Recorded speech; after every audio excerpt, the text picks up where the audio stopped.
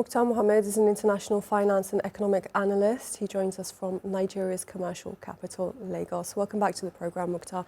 Now, food inflation is reportedly cooling on a macro level, yet Ramadan historically triggers local price hikes. Will everyday Nigerians actually feel this statistical relief at the market?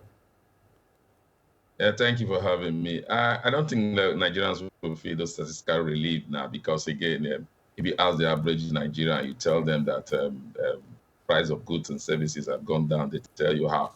The challenge is not that price of goods or services are not going down. The challenge is that almost every Nigerian wanted to get to where it was before. So that's a major challenge. And again, you've seen monetary policy trying to stabilize issues like in the area of the naira and others, but we've not seen physical side come up with the same issue to be able to help the local economy, especially the ordinary Nigeria. Monetary policy tool is largely driven by data. Fiscal policy tool is what will definitely have impact on the life of the ordinary Nigerian.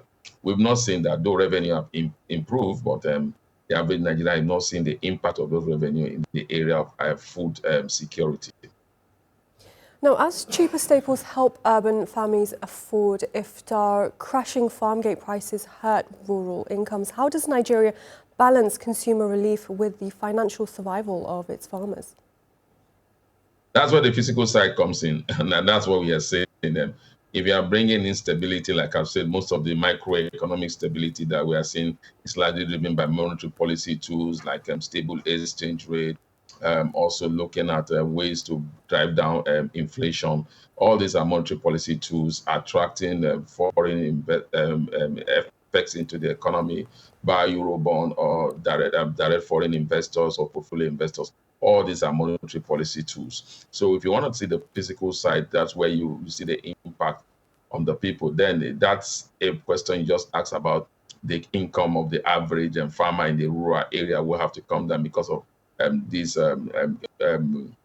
stability in terms of the exchange rate and in terms of the cost of food and services. So what will now happen is government then intervening in trying to make sure that those farmers are not beginning to think of coming to the rural area, which is always what happened. And then they have to come up with ways to also help them in terms of agricultural loan, single digit agricultural loan, and other support system to help them grow. We've had the tractor support from the government, but we don't think that have really reached every part of Nigeria whereby they can go into mechanized farming at almost for free. But we've not seen all that. Those are part of what the physical side should do so that we don't see a re-emergence of the rural people coming back to the urban area that does not have the facility to take care of them. With external reserves up and the naira strengthening, can the central bank sustain this monetary stability against the import-heavy consumer demand typical of this fasting season? Yeah, you've said it. The external reserve is improving, and so that's good. How can we sustain it? We need to up oil production. And I think that is something that we've been able to do since President Tinubu came to power. We also have to look at attracting inflow because, again, this stability is largely driven by Eurobond that we've been able to attract into the economy.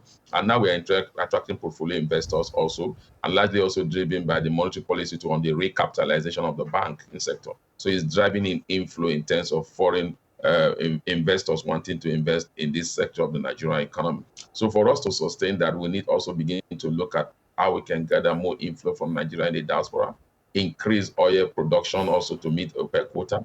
We are still struggling to do that.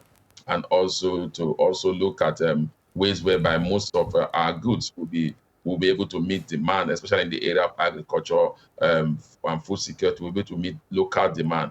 And that will come towards improving, helping farmers to improve their yield, especially in the area of most foods that Nigerians really like eating, like rice, like stable food, like you just mentioned. So government need to help them see how they can improve yield. Muktar Mohammed in Lagos, great to have your analysis. Thank you.